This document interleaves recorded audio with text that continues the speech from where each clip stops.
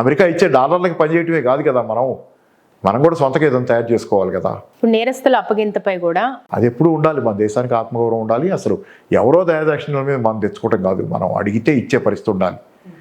పలానోళ్ళు మాకు ఇక్కడ విచారించాలి, మేము వాళ్ళ మీద మాకు అనుమానం ఉందనో వాళ్ళు తప్పు చేశారు ఇక్కడ ఉంటే మనం అడిగితే రెండో వాళ్ళు కాదనకుండా ఇవ్వాల్సిన అగత్యం వాళ్ళకు ఉండాలి తప్పితే మనం ఏదో.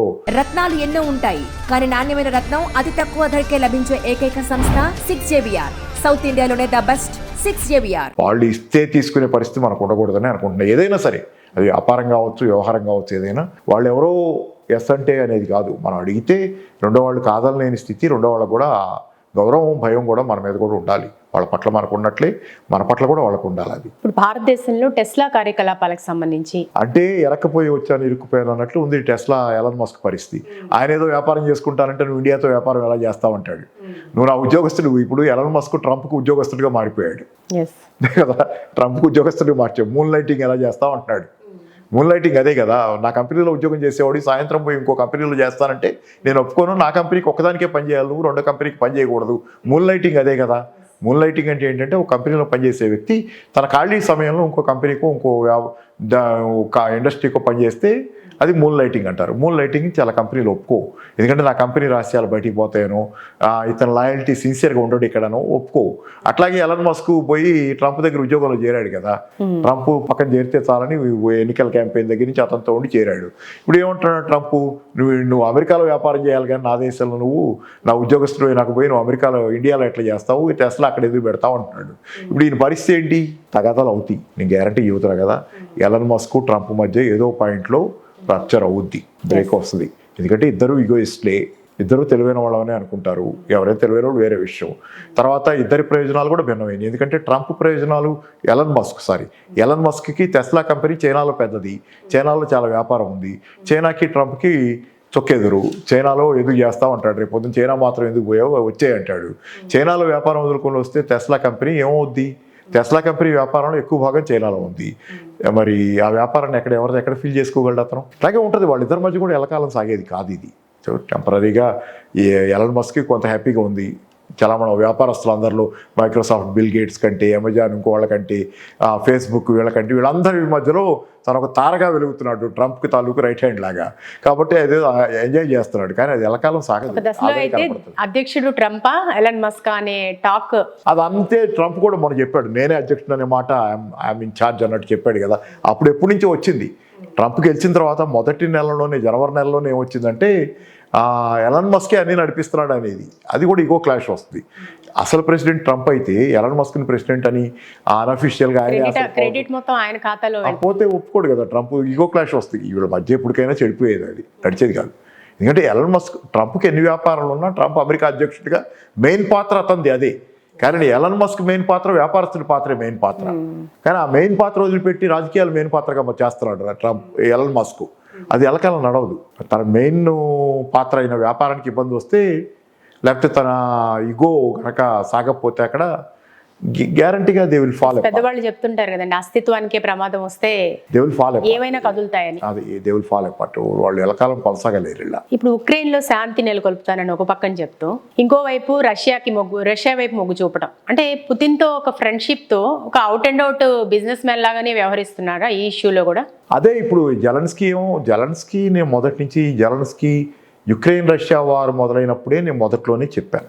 అప్పట్లో చాలా టీవీ డిబేట్లు నడిచినాయి. తర్వాత పెద్ద దాని మీద నడవలేదు కానీ టీవీ డిబేట్లు అప్పట్లో చాలా డిబేట్లు, TV9, 10 TV, ముఖ్యంగా ఈ 2 ఛానల్స్లో చాలా డిబేట్స్లో నేను కూడా పార్టిసిపేట్ చేశాను.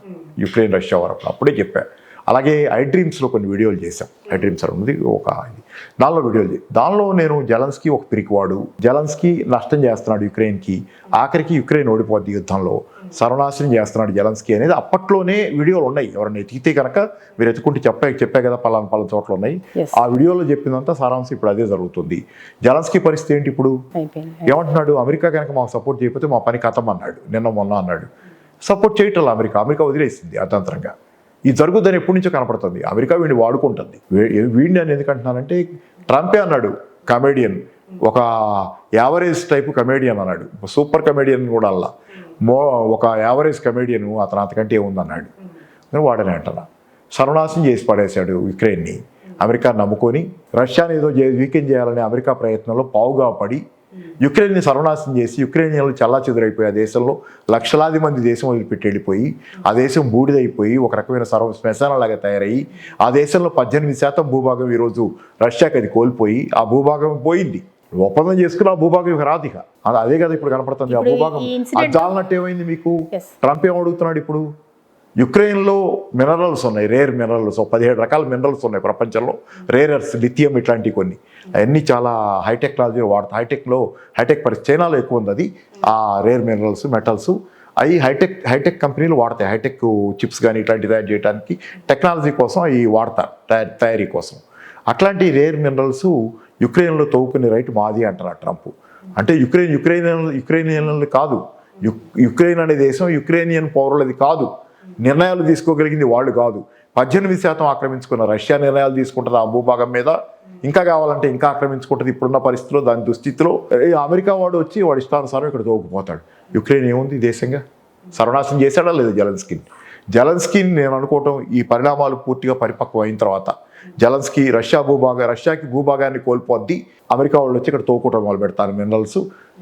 జెలెన్స్కీని ఎవరో కాదు, రష్యన్లు ఏం చేయరు, అమెరికన్లు ఏం చేయరు, యుక్రెయిన్ ప్రజలే వేలేస్తారు. ఇంకేమైనా జరగచ్చు జెలెన్స్కీకి. ఒక రకంగా ఈ ఇన్సిడెంట్ ప్రపంచానికి ఒక ఉదాహరణ. యుక్రెయిన్ ప్రజలు తిరగబడతారు, నేను చెప్తున్నా కదా, యుక్రెయిన్ ప్రజలే జెలెన్స్కీ మీద తిరగబడతారు. సర్వనాశనం చేశాడు యుక్రెయిన్ని. ఒక రకంగా ఈ ఇన్సిడెంట్ ప్రపంచానికి ఒక ఉదాహరణ కాదు, ఆ రోజు స్పష్టంగా కనపడుతుందండి. నేను చెప్తే కూడా ఆ రోజు కొంతమంది వేరే అనుకుని ఉండొచ్చు, కానీ నేను స్పష్టంగా చెబుతున్నా, యుద్ధం గెలవదు, జెలెన్స్కీ ఓడిపోతాడు. అంతిమంగా జెలెన్స్కీని యుక్రెయినియన్లే తరిమి కొడతారు, యుక్రెయిన్ ప్రజలే జెలెన్స్కీని తరిమి కొడతారు. ఆఖరికి జరుగుద్ది అనేది ఆ రోజు నుంచి ఈ రోజు దాకా ఇప్పుడు ఏది మాట్లాడుతున్నానో అప్పుడు కూడా ఇదే మాట్లాడాను నేను. ఏంటంటే యుద్ధం తెచ్చిపెట్టుకున్నాడు, కొరివితో తలగొక్కున్నట్టు. నాటోలో చేరతానని చెప్పి రష్యా పక్కన వచ్చి నాటో చేరితే రష్యా ఎందుకు కూరుకుంటుంది? నువ్వు రష్యాను ఆనుకుని సరిహద్దులో ఉన్న దేశంలో యుక్రెయిన్ తీసుకెళ్ళి నేను నాటోలో చేరుస్తానంటే, నాటో వచ్చి సరిహద్దుల్లో కూర్చుంటే రష్యా ఎందుకు ఒప్పుకుంటుంది? నువ్వు ఆ మాట అంటం ద్వారా రష్యాని తెచ్చగొట్టి యుద్ధం తెచ్చుకొని సర్వనాశనం చేసి యుక్రెయిన్ ఈరోజు నాటోలో చేరలేకపోయావు. నాటోలో చేరావపోని కనీసం యూరోపియన్ యూనియన్లో చేరావా? ఎవడు నిన్ను తీసుకోవడానికి దగ్గరగా లేరు ఈరోజు.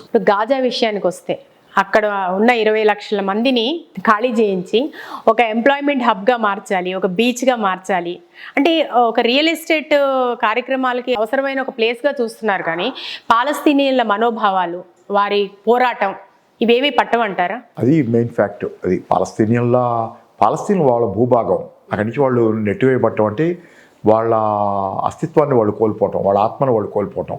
కాబట్టి అది జీవన్మరణ సమస్య వాళ్ళకి. కాబట్టి అదొకటి, అది మెయిన్ ఇష్యూ. దాంతోపాటుగా ట్రంప్ అంతగా ఉదారంగా వాళ్ళకేదో ప్యాలెస్లు కట్టి పెడతానంటున్నాడు కదా, గాజాలో ప్యాలెస్లు బ్రహ్మాండంగా భూతల స్వర్గాన్ని సృష్టిస్తానంటున్నాడు. ఇందా నేను ముందు చెప్పా ఇంటర్వ్యూలో మొదట్లో, అమెరికాలో తిండి లేని వాళ్ళు చాలా, ఇళ్ళు లేని చాలా మంది ఉన్నారు. వాళ్ళందరికీ చేసుకో ముందు. Let Trump build houses for all the homeless in America. Gaza పోయి మీరు ఇళ్ళు కట్టక్కర్లా, ప్యాలెస్లు కట్టక్కర్లా, గాజాని భూతల స్వర్గం చేయక్కర్లా. అమెరికాలో ఆకలితో నకలకలాడతా అన్నం కోసం క్యూలలో నుంచి ఉంటున్న 4.5 కోట్లు 5 కోట్ల మందికి ఇంకా పెరుగుంటారు ఇప్పుడు.